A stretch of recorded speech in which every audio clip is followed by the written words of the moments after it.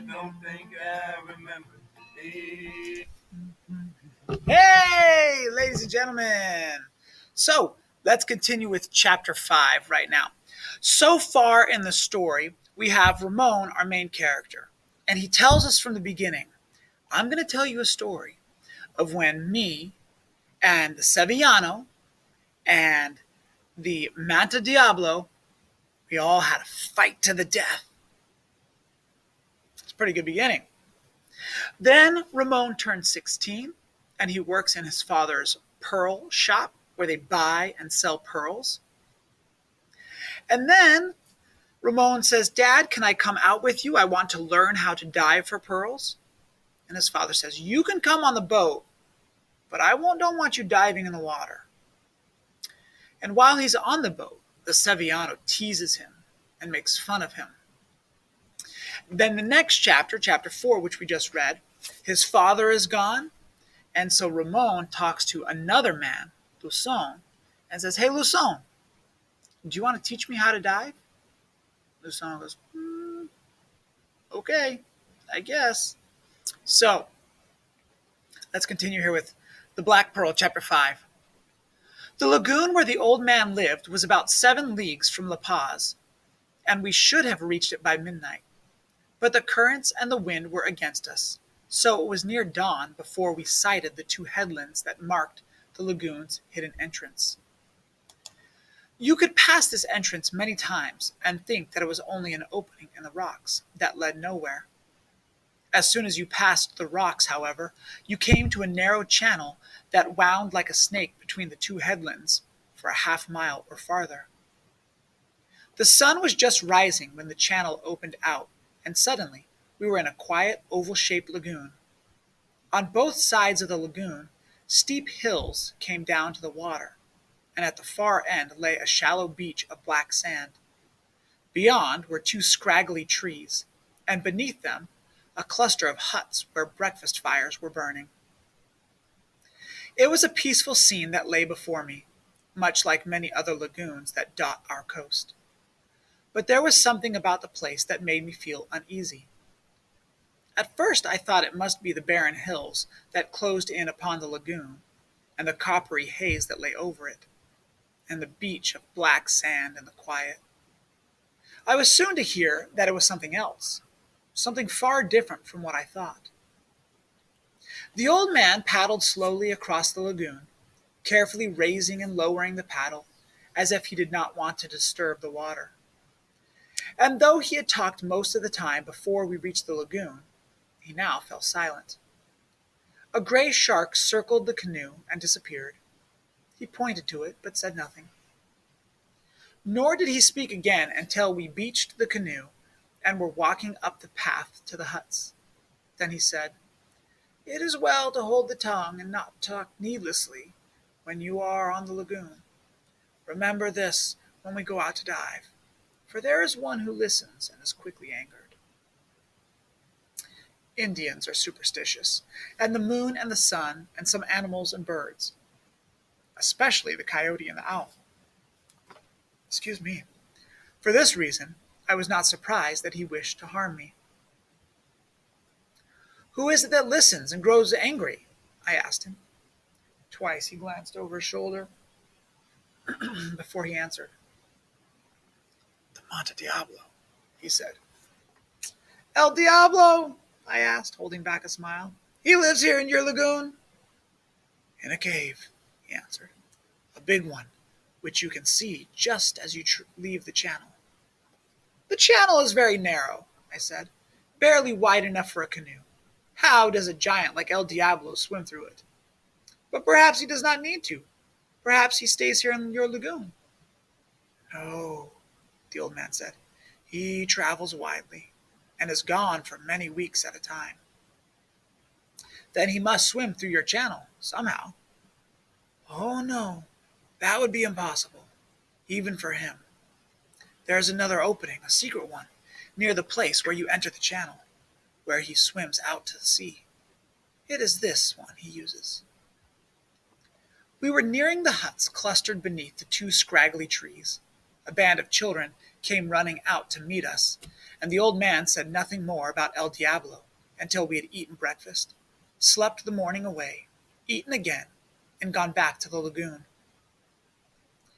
As we floated the lagoon, excuse me, as we floated the canoe and set off for the pearling reefs, the old man said, "When the mist goes, that means El Diablo has gone too."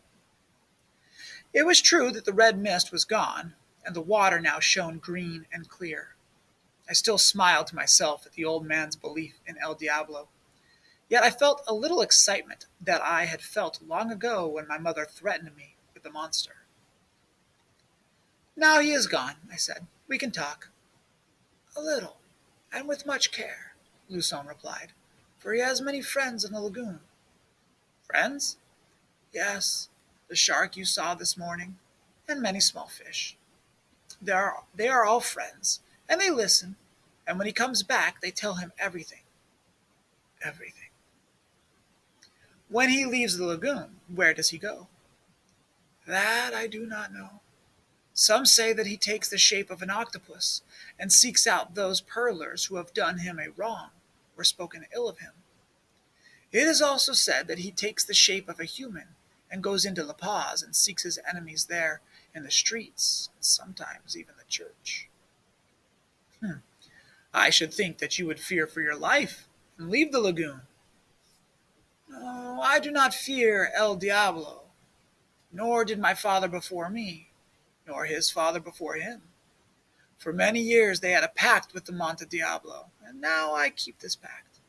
I show him proper respect, tip my hat when I come into the lagoon and when I leave it.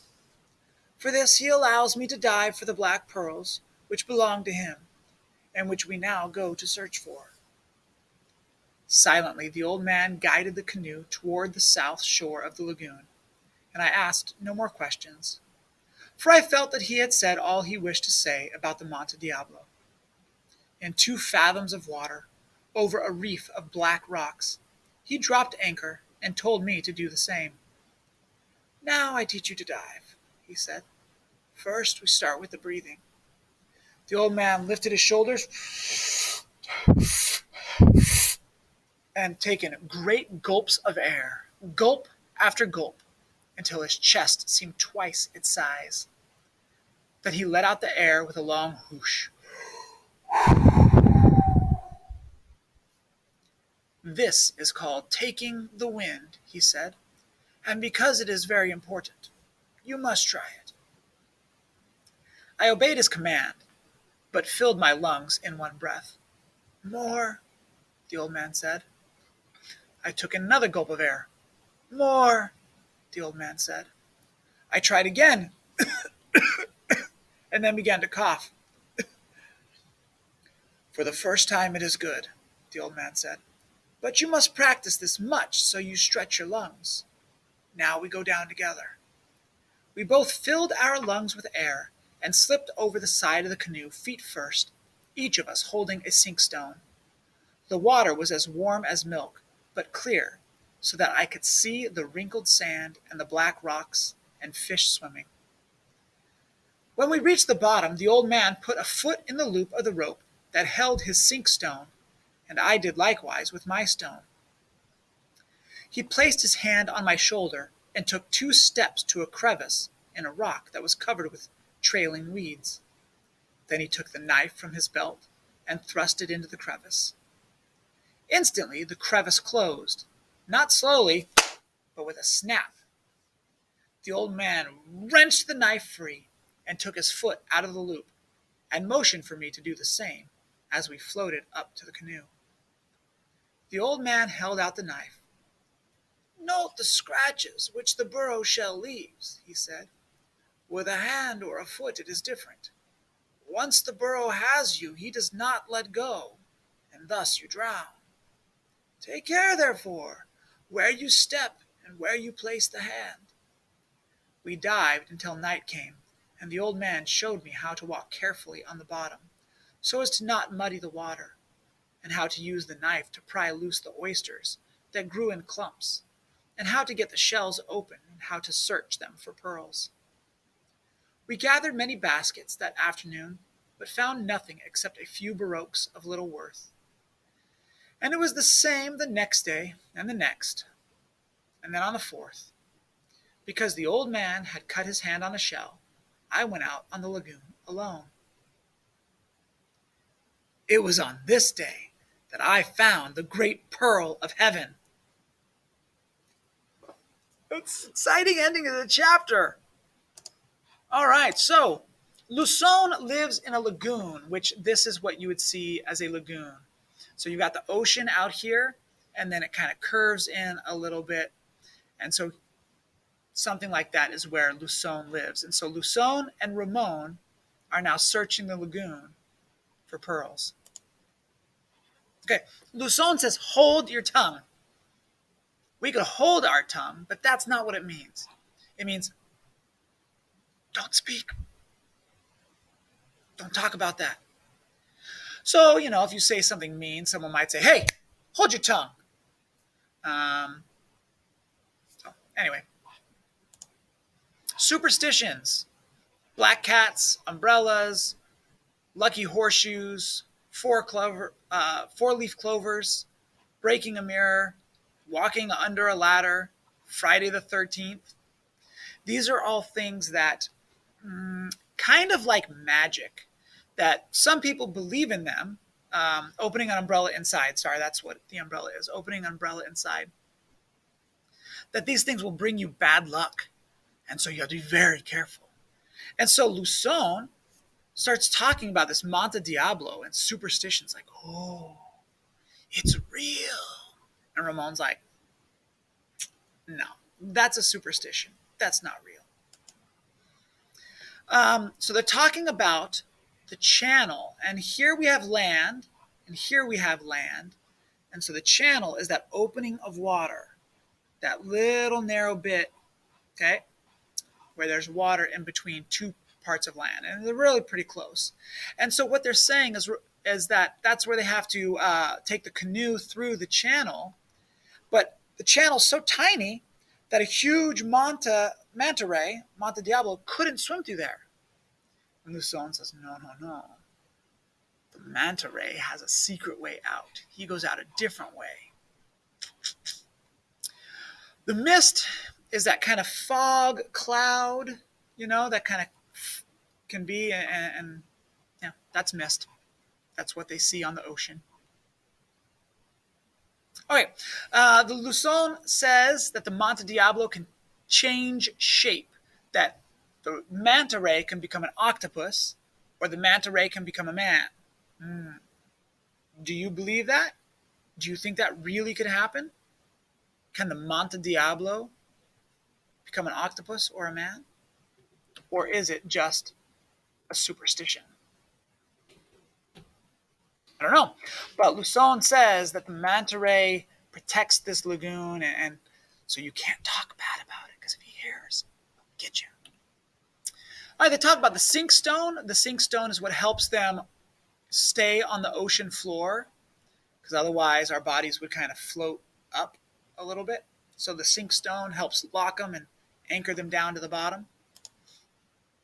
Okay, and Ramon tells us, he says, didn't find anything. Then I went by myself, and I found the pearl of heaven. I found this gigantic pearl in the lagoon. It's very exciting. Very exciting indeed. So we shall see what's going to happen later on. All right. Take care, ladies and gents. Bye.